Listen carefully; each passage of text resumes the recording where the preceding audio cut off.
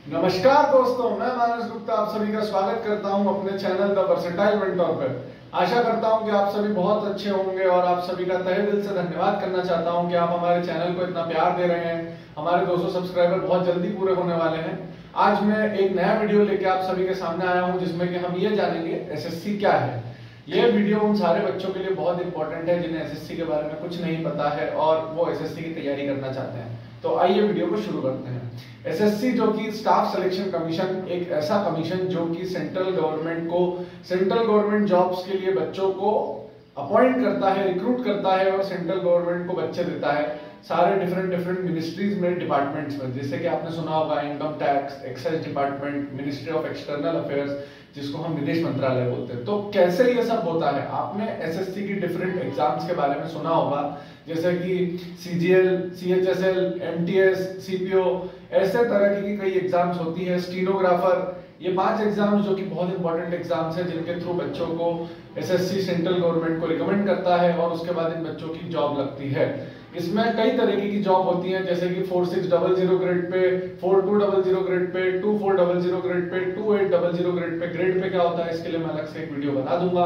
अब हम बात करते हैं डिफरेंट एग्जाम्स की। तो सबसे पहले हम बात करेंगे आज एसएससी सीजीएल एग्जाम की, जो कि एक बहुत ही रिनोन्ड एग्जाम है एसएससी का। एसएससी सीजीएल क्या होता है इसके बारे में आइए जानते हैं। एसएससी सीजीएल जिसको हम कंबाइंड ग्रेजुएट लेवल एग्जाम भी बोलते हैं, इसके लिए आपका ग्रेजुएशन कंप्लीट होना चाहिए और ये एग्जाम जो है ये डिफरेंट पोस्ट के लिए आपको रिकमेंड करती है। जैसे आपने सुना होगा income tax, excise, audit officer, ministry of external affair, assistant section officer in CSS, narcotics department और भी कई तरीके के 20 से 25 डिपार्टमेंट्स होते हैं जिनमें एक रिक्रूटमेंट एसएससी की जाती है। हर साल नियरली इसमें 7000 से 8000 पोस्ट वैकेंसी अभी आ रही हैं और ये एक बहुत अच्छी अपॉर्चुनिटी प्रोवाइड करती है जिससे कि आप ग्रुप बी और ग्रुप सी क्लास ऑफिसर बहुत इजीली बन सकते हैं।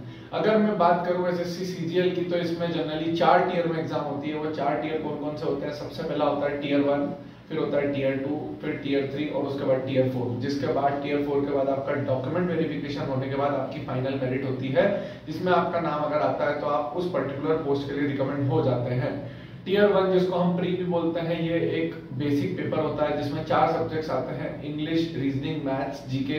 ये चारों सब्जेक्ट जो हैं ये 25-25 क्वेश्चन इनके होते हैं और 50-50 मार्क्स के ये होते हैं। टोटल हो गया 200 मार्क्स, +2 होता है और -0.5 होता है। जनरली 200 में से अभी का लेवल देखें तो कट ऑफ 125, 120, 130 यहाँ तक का कट ऑफ जाता है। ये नॉर्मलाइज कट ऑफ होता है, एसएससी नॉर्मलाइजेशन को फॉलो करती है क्योंकि पेपर डिफरेंट शिफ्ट्स और डिफरेंट डेज में होता है।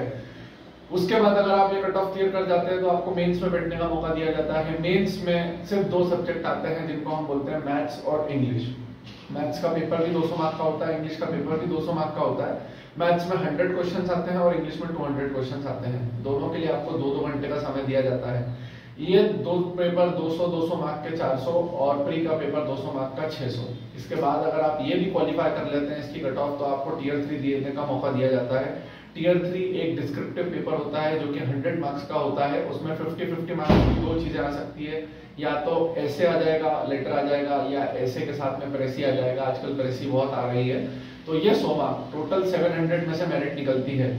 अब कुछ बच्चों का डाउट होगा कि सर हमने 900 में से मेरिट सुनी है, तो वो उन बच्चों के लिए होती है जिनके मार्क्स ज्यादा आते हैं। वो स्पेशल 2 कट ऑफ्स और क्लियर करते हैं। एसएससी 3 लिस्ट जारी करती है। सबसे पहली लिस्ट जो होती है लिस्ट 1 वो AA ऑफिसर्स की होती है। एकमात्र एसएससी की ऐसी पोस्ट दोस्तों जो 4800 ग्रेड पे की पोस्ट होती है जिसमें एक प्रमोशन के बाद एसएएस एग्जाम निकालने के बाद आप यूपीएससी कैडर में चले जाते हैं और 5400 ग्रेड पे आपकी ग्रेड पे हो जाती है। ये सिर्फ एकमात्र ऐसी पोस्ट है जो गैजेटेड पोस्ट है एसएससी के द्वारा, जिसको हम बोलते हैं असिस्टेंट ऑडिट ऑफिसर AA। ये पहली लिस्ट होती है। दूसरी लिस्ट होती है स्टैटिस्टिकल ऑफिसर की, जेएसओ जिसको हम बोलते हैं, जूनियर स्टैटिस्टिकल ऑफिसर। इसके लिए स्पेशल ग्रेजुएशन चाहिए होता है, या तो आपके पास स्टैटिस्टिक्स एज अ सब्जेक्ट हो या फिर उसके अलावा आपके पास maths as a subject from 12th में हो। तो ये कुछ एलिजिबिलिटी होती है जिनसे आप ये 2 पोस्ट पे फिल कर सकते हैं। जैसा कि आपको पता है कि मेरा तीनों लिस्ट में भी नाम चल रहा है और इन तीनों लिस्ट की कट ऑफ मैंने क्लियर की है।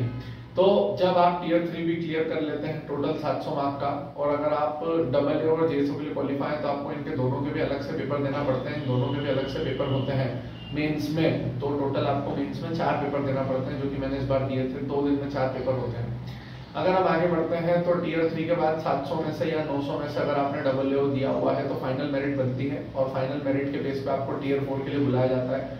टीयर 4 में दो चीजें होती है, एक डीएसटी होता है, एक सीपीटी होता है। डीएसटी होता है डाटा एंट्री स्किल टेस्ट और सीपीटी होता है कंप्यूटर प्रोफिशिएंसी टेस्ट। डीएसटी उन बच्चों को देने दिया जाता है जो सिर्फ लिस्ट 4 में होते हैं। टीयर 3 के बाद 4 लिस्ट आती हैं, अगर आप लिस्ट 4 में हो तो आपके बहुत कम चांसेस होते हैं सिलेक्शन के। लिस्ट 4 में आप डीएसटी देते हैं, डीएसटी मतलब टाइपिंग होता है, और सीपीटी में आपको एक्सेल, पीपीटी और टाइपिंग तीनों चीजें देने को मिलती है। तो ये हुआ एसएससी सीजीएल के बारे में। फाइनल मेरिट बनती है और बेसिक पेपर है, आप अगर चाहें तो निकाल सकते हैं। बहुत अच्छी अच्छी पोस्ट एसएससी में होती है ना, जिससे आप यूपीएससी कैडर में इजीली पहुंच सकते हैं। 7 से 8 या 10 साल में आप यूपीएससी कैडर 5400 ग्रेड पे पहुंच जाते हैं, और बहुत अच्छी फैसिलिटीज एसएससी प्रोवाइड करती है। जितनी भी डिपार्टमेंट्स हैं उन सारे डिपार्टमेंट्स में ministry of finance, ministry of external affairs, assistant section officer in CSS, central secretariat service, जिसकी पोस्टिंग दिल्ली यूपीएससी की तैयारी करने के लिए सबसे अच्छी पोस्ट मानी जाती है।